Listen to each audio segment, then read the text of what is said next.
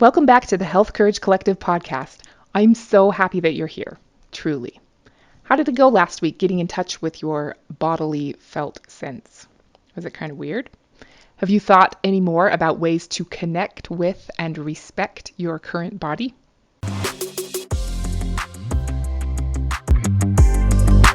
Welcome to the Health Courage Collective podcast, the show for women who are too busy to slog through hours of generalized, inapplicable, and often contradictory health information, but too smart to ignore that a few minutes of focused attention now can prevent years of suffering in the future. I'm your host, Christina Hackett, a pharmacist who doesn't want you to live on prescriptions, a certified coach specifically trained to maximize your potential, and a compulsive learner obsessed with preventative, cutting-edge, holistic, and integrative medicine. I'm on a mission to increase your physical and mental resilience so you can fearlessly look forward to your next 40-plus limitless years. Your time is now. Let's go. We're going to start out today in the late summer of 2036. With all the excessive heat warnings we've lived through so far in 2021, I am wondering what the summer temperatures are like in 2036. Could be crazy. How are you feeling about life in 2036? How old are you? I'm 56 and my oldest son is 30 years old.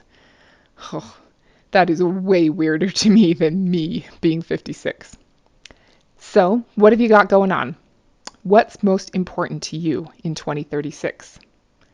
How do you spend your days? How do you feel in your body? Are you comfortable, energetic, optimistic? If you need a little more time to feel into who you'd like to be and what you'd like to have, you're welcome to pause here for a minute and get clear about your future self and your future health. If you could send a gift into 2036 for your future self, what would your future self want that gift to be? Take a minute to think about what is included in your picture of optimal health for you. For me, it's strength and endurance and not having any limitations on mobility, travel, rugged outdoor pursuits, whatever. It's a confidence in the future and a sense of non-conformity to what is considered normal for my age. I want to feel left out when people my age are having those conversations commiserating about the woes of aging. More importantly, what's important to you? Why? Is it your own belief or something someone else told you should care about? Like gray hair, crow's feet, or waist size. Does that even matter to you? It's fine if it does. If not, throw it out. Life is short.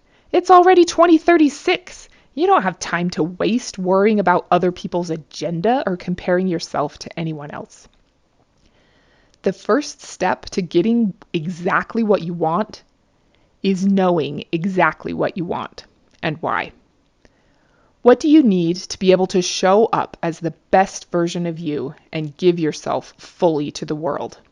As I'm learning in my awesome Optimized Coach certification program, once you're clear on the specific health outcomes that actually matter to you, then we can work together to install systems that run on autopilot to close that gap between who you are and who you'd like to be, making your past best your new baseline and spiraling up over time. Think of this as the gift you are lovingly sending off to your future self. Take a second to think about all the gifts you've been given in your life. Which ones stand out as the best gifts you've ever received? Chances are they weren't the result of last-minute shopping. Most likely they involved a lot of deep thought about who you really are and what would mean the very most to you. They might have taken a lot of time or required consistent sacrifice or saving of money. They were a deeply loving expression of desire for you to have what lights your soul up. Won't 2036 you be thrilled that 2021 you were willing to take the time, put in the effort, and pay the price to hook her up with the gifts that will make her life so much more rich, fulfilling, comfortable, and enjoyable? The problem with getting those gifts packaged up and ready to spank on the bottom and ship off to our future self is that all the sublime gifts that our future selves will appreciate the most come from mundane things done over and over. That's one of the things I learned from my optimized coach, Brian Johnson, that I love to remind myself of. The sublime comes through the mundane. The sublime comes through the mundane. Or I would say the seemingly mundane. There are tons of things you can do to make those regular tasks more fun. But you see what I mean. You don't revel in the sublime joy of a golden wedding anniversary after just a fun-filled honeymoon trip. It's the 18,250 days spent growing together that makes it so special. Welcoming a new baby into your family, whether biological or adopted, wouldn't be as sweet without all the pain and sacrifice along the way. An author being able to spend 235 weeks on the New York Times bestseller list comes from the mundane task of consistently writing every day, even when it's boring and hard, and nobody even knows yet that they want to fall in love with a sparkly, ethical vampire. Your dream house is thrilling because you've consistently worked and saved and planned and waited. Retirement is more sublime when you've boringly foregone the new toys that your neighbors were buying, saved a little bit every month, and watched it compound and grow over 40 years. You get the idea. Same thing with your health. Consistent, not too sexy, mundane tasks done over and over again can lead to sublime gifts in the future. Your job now is to get clear about precisely what you want and what mundane things you will need to do as an offering and a gift to your future body. Yours will be unique to you, but I have a few, or more than a few, suggestions for you to consider. All of these gifts to give your future body are in the name of resilience. None of us know what might come along in the future. We will do our best to prevent what we can, but we can pretty much plan on things going sideways at some point. I heard a physician named Jen Ashton the other day say that if you're doing all you can, even if you were to get into a car accident, your recovery would be so much faster and more complete than if you hadn't been doing those things. It seems pretty obvious when you hear it, but I hadn't thought of it exactly like that before. Like preparing to be in a horrible accident sounds kind of morbid, or like you need to hurry and knock on wood. But that's what confidence is all about, right? Trusting yourself to be able to get through whatever unknown obstacles lie ahead of you. I'm certainly not yet doing everything I know would be fantastic for me. I am not in any way perfect, but I'm working on being better, as are you. I fairly recently had a pretty unpleasant day when I broke my right arm quite thoroughly. I've been amazed at my recovery, and even my hand surgeon told me I was very abnormal, in the best way possible, at the speed of my recovery and my ability to get back to business as usual. It was pretty incredible. The point being, I'm not anyone special. But when you make an effort to do the daily mundane things, it does pay off. I've seen it firsthand. Or first forearm. Haha. That's really dumb. Okay, so I tried to put these in a good order, but it was kind of impossible, and the relative importance would be different for each one of you. So here are some gift ideas I would invite you to consider. I'm feeling like this should have been a Christmas episode. Oh well. First, give your future self the gift of as little inflammation as possible. She will thank you.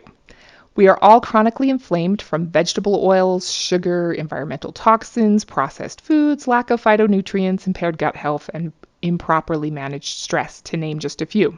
If you removed processed foods from your life, you would make huge improvements in your chronic inflammation, and reducing your inflammation reduces your risk of almost every disease, especially cardiovascular diseases, autoimmune diseases, chronic pain, skin conditions, cancer, even depression and dementia. It is a game changer and a fantastic gift to your future body.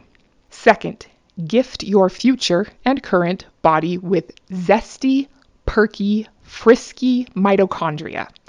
I love these little cellular organelles so much, and I hope over the weeks and months of our interactions together to convince you to love them too.